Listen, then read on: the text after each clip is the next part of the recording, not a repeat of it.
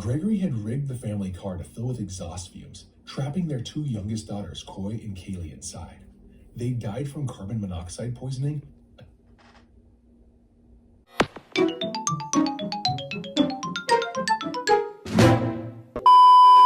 Yo, what's good? What's going on, YouTube? It's your boy Kewonis CB, and I'm back with another motherfucking reaction video.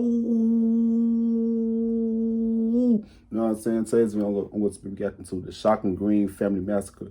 Two families wiped out. God damn, what? I saw this on my recommendations, so I was like, let me watch it with y'all, you know what I'm saying? But yeah, man, if you like this video, give a thumbs up. If you don't give a thumbs down, because y'all know why we don't care. It's just YouTube, you know what I'm saying? Yes, subscribe. Let's get straight to this video. Let's get it for to see what's up to it. Honestly, it's surreal. Like it's something you'd see on TV, and that it couldn't be someone in our company, someone that we knew. She was very, very professional, bright, shining smile, very energetic. They say once a cheater, always a cheater. But what about a killer? Can someone who's taken a life do it again? Sadly, in this case, the answer is yes. Gregory Green, a man from Michigan, murdered his wife and unborn child in 1991 in a brutal attack. Wow. He stabbed her in the face and chest, then calmly dialed 911 to confess. After serving nearly 16 years, he walked free, and with the help of his loved ones... I don't understand that. What in people's right state of mind would do that to somebody, though, bro? Like, why? I want to hear the story. Including a pastor who would later regret fighting for his release because Green ended up marrying the pastor's daughter. But what came next was even more devastating. Green would go on to assault his new wife and murder his two children from a previous relationship, as well as their two daughters together. What? How could a man responsible for such horror be given a second chance, only to destroy more lives? What went wrong? This is a case you won't forget, and it often flies under the radar. It's not widely known, and we're not romanticizing it here. We just want to raise awareness about the red flags that everyone should be on the lookout for. Facts. So let's dive in and uncover the true story. Now, to start with, let's get to know the man himself.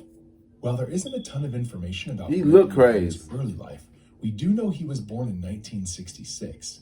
He came from what appeared to be a loving family, with a caring mother and a devoted father.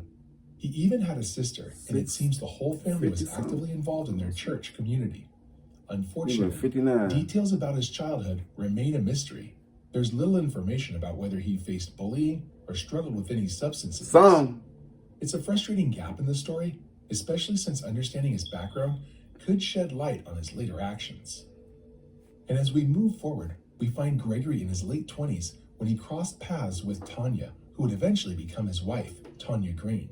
She already had 2 kids from a previous relationship, and soon she discovered she was pregnant with Gregory's child in 1990. Unfortunately, not much is known about the dynamics of their relationship, whether it was filled with love or overshadowed by tension. However, things took a dark turn in July 1991. Tanya had confided in her best friend, someone she had known since middle school, expressing her concerns about Gregory. She revealed that he had been acting strangely and seemed to be involved with substances. Tanya made it clear that she was planning to leave him, saying, "He's getting violent and irritable. I need to get out of here."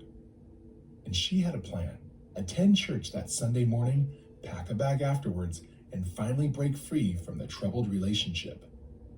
But tragically, that day never came. At 1:30 a.m. on that fateful Sunday, Gregory picked up the phone and dialed 911. "I just killed my pregnant wife," he said, his voice unnervingly calm. "I stabbed her and she's dead. She's lying in the kitchen." While the dispatcher fired off questions, Gregory chose to sit on the porch and wait for the police to arrive. What the fuck? When the officers got there, they wasted no time in arresting him. Inside the house, he a nice looking man too. Tanya's lifeless body sprawled on the kitchen floor. She had been brutally stabbed 10 times with a steak knife in the face and chest, and tragically, her unborn child was lost as well. Damn. By the way, I post true crime and new cases. That shit crazy. So if that sounds like your kind of thing, please consider subscribing. It helps a lot. Now, according to public records and reports, Tanya had 2 children, but only one was home. Damn, it's like when people, it's like him, they don't be considerate of the after effect, how it will affect other people that love that person, bro. Like, damn, that should be crazy to me, bro. I can't see myself killing nobody. Child managed to bugs, yeah, like I'll kill a bug, but people, as their mother's life was being taken. After the brutal act, Gregory was arrested and brought to trial, facing charges of second-degree murder. During the proceedings, he began telling his public defender that he was mentally ill and wanted to plead insanity. However, after a mental evaluation, the court decided against the insanity plea. In the end, that was a white person. They would let that man go. You know what I'm saying? That's it crazy, bro. It's like, you know how all these white people, these white school shooters, but they let him go because they say that he had a mental illness. That's why he did. They let him go. They let them go. Man, they should do the same. Man, bro, this should be crazy, bro. Gregory was sentenced to 15 to 20 years in prison, a sentence that many felt was shockingly lenient for taking the lives of his pregnant wife and unborn child. Throughout this ordeal, Gregory's family stayed only 15 years? This is where things get a bit... And they give people 20 years for weed. We don't know weed. exactly what Gregory told his family about why he committed such a horrific act. Surely he must have said something to them. Maybe he claimed he blacked out or that he lost control. However, the specifics remain elusive. What we do know is that despite the gravity of his actions, he received a sentence of only 15 to 20 years. Starting in 2004, Gregory began seeking parole, but he was denied 4 times. Damn. The parole board cited his lack of remorse and inability to comprehend the severity of his crime. At one point, he was still placing blame on Tanya, claiming she was partly responsible for what happened. The board ultimately She wanted to leave your ass, to that's why. society, which is their primary focus when considering someone for release. During all of this, Gregory's family was advocating hard for him. His parents, his pastor, and his sister were all rallying behind him. They began writing letters in support of his parole. In 2006, Gregory's mother sent a letter to the parole board expressing her belief that he was genuinely sorry for what he did and had gained insight into his behaviors during his time in prison. While it's clear that a mother's love is powerful, it raises eyebrows to think it took 15 years for Gregory to have his insight. His sister also reached out to the parole board, stating that over the years, Gregory had become closer to the Lord and read the Bible daily. She believed this spiritual growth was helping him through his challenging time. Fred Harris, the pastor we mentioned earlier, was more than just a man of the cloth. He was also a civil rights activist deeply involved in prison ministry. He knew Gregory and his family well, and he felt a strong calling to help Gregory turn his life around. Fred passionately fought for Gregory's release, believing that with support and faith, he could become a testament to the power of redemption. He even wrote numerous letters to the judge advocating for Gregory's second chance. According to the pastor, Gregory and him shared a friendship that extended beyond mere acquaintanceship before his life spiraled into chaos. Fred wrote to the Michigan Parole Board in August of 2005, highlighting Gregory's connection to their church community. In his heartfelt letter, Fred reflected on Gregory's past struggles, stating he has paid for his unfortunate lack of self-control and the damage he has caused as much as possible and is sorry. Fred expressed hope that if Gregory were released, he would be welcomed back into the church and that the community would support him as he adjusted to life outside of prison. This support network was essential for Gregory, as it was clear that everyone was rooting for him to get a second chance. During his time in prison, Gregory made the most of his situation. He took various educational courses and engaged in mental health programs, showing a commitment to bettering himself. By 2008, he was a smart criminal, though. He was smart because he did everything that they want him to do so he could get out. He could do that shit again. You know what I'm saying? That's why I remember in the beginning of the video that it was like the pastor regret letting him out and they kept his ass in there. So, cause I heard that he killed somebody else, but that's crazy. Ready for his 5th appearance before the parole board, a pivotal moment that would determine his future. As Gregory faced the board, 3 members sat before him, armed with letters of support and records of his behavior during his incarceration. It was a tense moment, but all indications pointed to a favorable outcome.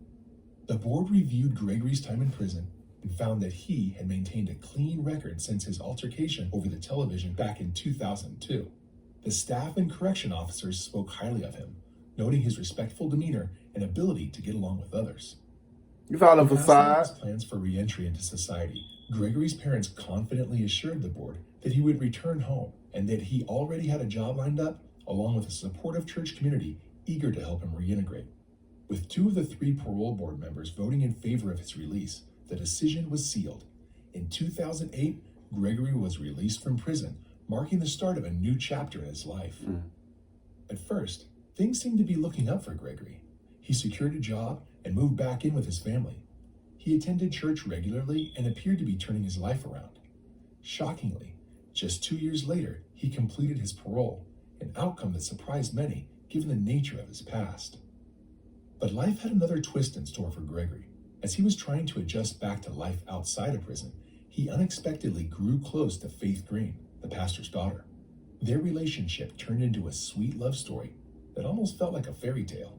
A man with a troubled past finding comfort in the arms of a woman from such a different background. It was such a big change for Gregory, and it caught the attention of everyone around them, including Faith. But the thing is, she never really understood why he had been in prison at that time. Whenever she tried to ask him about it, he would change the subject or just stay quiet. This made her uneasy, and she couldn't help but wonder what secrets he was keeping. Now, Faith and Gregory had been living together as a blended family since their marriage on December 18th, 2010. At first, everything seemed perfect. They were a happy family, attending church together and enjoying life with Faith's 2 teenage children, Chadney and Kara, and their 2 little girls, Coy and Kaylee. However, as time went on, Faith began to notice some troubling changes in Gregory. By 2013, he started showing signs of anger and aggression. There was one frightening incident where he kicked the couch while the baby was lying on it, which terrified Faith. He threatened her, saying she better leave or she would regret it. Despite her fear, she felt trapped, especially with her children in the house. Faith tried to seek help by applying for a protective order, but it was denied. She didn't mention Gregory's dark past, which was a huge mistake. See, they always doing that shit. They always deny you when you really need them, but they always want to accept them when it's too late. See, I don't understand facilities and corporations, man, with stuff like that, bro. Damn, they could have saved this woman and her kids and shit, bro. The fuck? The system don't really with you for real. Back with him, thinking things would improve, but the situation only grew more dangerous. Fast forward to August of 2016, and Faith decided to file for divorce again, feeling she had to escape the toxic situation. This divorce really made him angry, and it might have triggered something in him. Just a month later, on September 22nd, everything changed. Gregory lured Faith down to the basement. He zip-tied her hands and feet, then shot her in the foot so she couldn't move. It was a brutal attack. What the fuck? He went even further, slashing her face and body with a box cutter, leaving her in a state of panic and pain. But the horror didn't stop there. Gregory had rigged the family car to fill with exhaust fumes, trapping their 2 youngest daughters, Coy and Kaylee, inside. They died from carbon monoxide poisoning.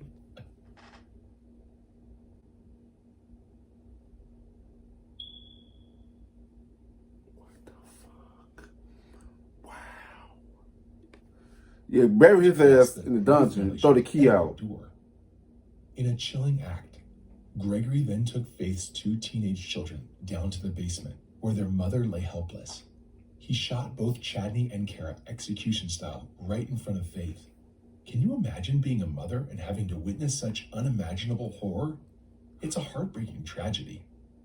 After committing these horrific acts, Gregory called 911, calmly confessing, "Hey, I just killed my family." He sat on the porch and waited for the police again. When the cops showed up, they rushed right in and put Gregory in handcuffs.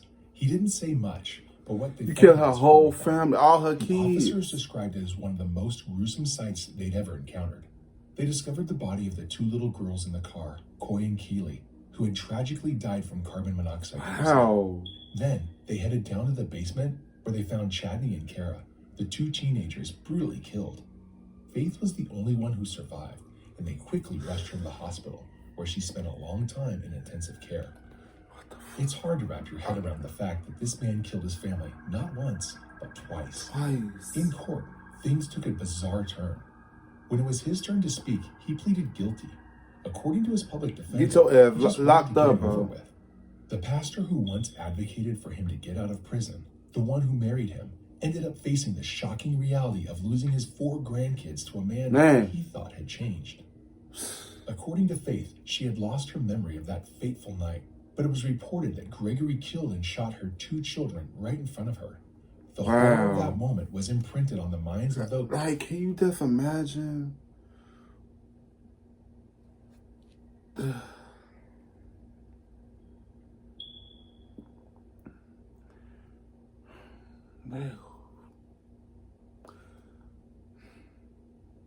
Can you just imagine how she feeling? Because she lost not 1, not 2, not 3, but 4, all 4 of her kids from one man. That shit's sad as fuck, bro. That shit's sad. Heard the chilling details.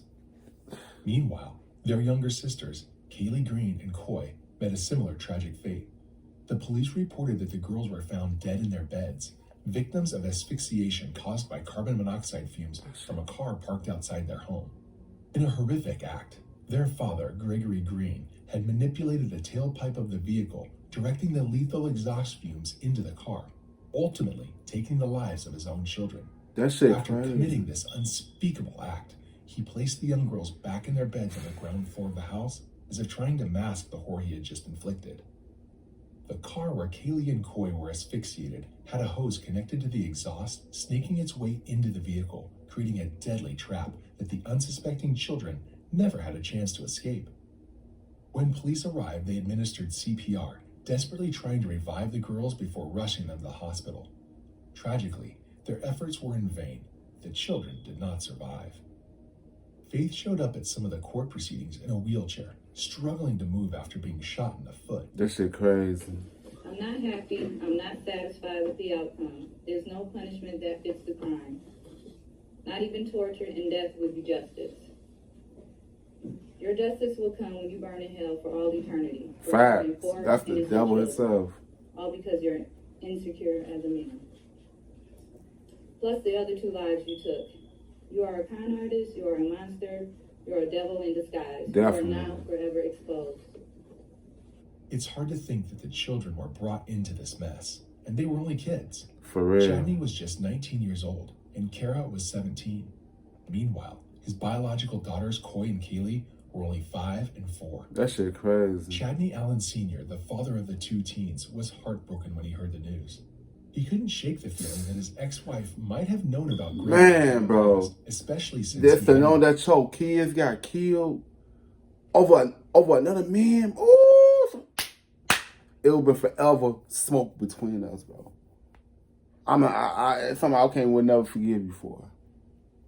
I can just imagine what this man right here going through. Can y'all just imagine? Another man took away his seed. Man. Of it himself.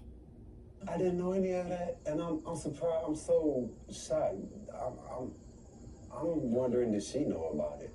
You know, how could she? I pray for him too, bro. And be involved. And his mental well-being. During the funeral held for the 4 children, a pastor tried to comfort Chadney, reassuring him that none of this was his fault.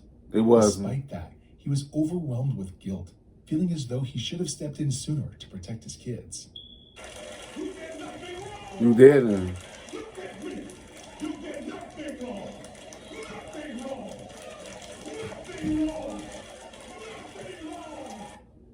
In a statement from the Waynes County Prosecutor's Office, it was announced that Gregory Green was sentenced to a staggering 45 to 100 years in prison. On top of that, he received an extra 2 years for a felony firearm charge. That's not enough. First served a 2-year sentence for the firearm offense. After that, he faces a lengthy 45-year term for the other crimes. If he serves his full sentence, he won't be eligible for parole until he is 97 years old. This sentence serves as a reminder that while justice cannot bring back the precious lives he took, it seeks to hold him accountable for his horrific actions. Therefore, sir, as to the charge of murder in the second degree regarding Kaylee Green, how do you wish to plead? Guilty, sir. As to the charge of murder in the second degree as to Coy Green, how do you wish to plead? Shame on you. Guilty, sir. As to the charge of murder in the second degree as to Kara Allen, how do you wish to plead? Guilty. As to murder in the second degree as to Chadri Allen, how do you wish to plead? Guilty. As to the charge of torture. Killing your own kids. You killed 3 of your children. Guilty. As to the charge of assault And 2 stepkids. bodily harm less than the crime of murder as to Faith Green, sir, how do you wish to plead to that? Guilty. It's my understanding that the defendant is prepared to accept the settlement offer of the people today, whereby he will tender a plea of guilty to the following charges. Count 1, murder in the second degree of Kaylee Green. Count 2, murder in the second degree of Coy Green. Count 3, murder in the second degree of Kara Allen. Count 4, murder in the second degree of Chadwick Allen. Count 5, torture. Don't cry now, motherfucker. Assault with intent to do great bodily harm. You did it. Murder.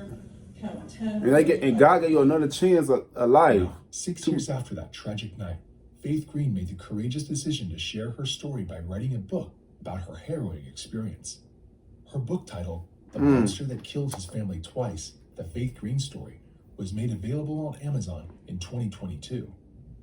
This gripping 118-page book takes readers through the horrific night where Gregory murdered her 4 children. It sheds light on an unimaginable pain Faith endured and offers a glimpse into the chaos of that fateful evening. In addition to her book, Gregory was also featured in the ID channel docuseries That's crazy, Evil Lives man. Here, which aired in July of that same year. The episode, titled A Special Place in Hell, can be streamed on Discovery Plus. Interestingly, Faith expresses her hope that by sharing her experiences, she can help other women who find themselves trapped in abusive and dangerous relationships. However, not everyone fully supported Faith Green after the tragedy. While victim blaming is never justified, some people online and even in prison harshly criticized her for her choices. Would you say that there were red flags that you ignored, and if so, what were some of those? I can say the red flags were, mood swings, the arguments for no reason, or, basically it was like being married but single. He just paid the bills, but he didn't want to be interactive, and then it got to the point where it was like, he didn't want the older two there, really. Wow. Many pointed out that she knew Gregory Green was a convicted killer, yet she still chose to marry him. Although she initially claimed she wasn't fully aware of the extent of his crime, that didn't stop the wave of judgment from those who believed she ignored clear warning She definitely ignored the red flags. Is that Gregory's violent past kids will be allowed to this day.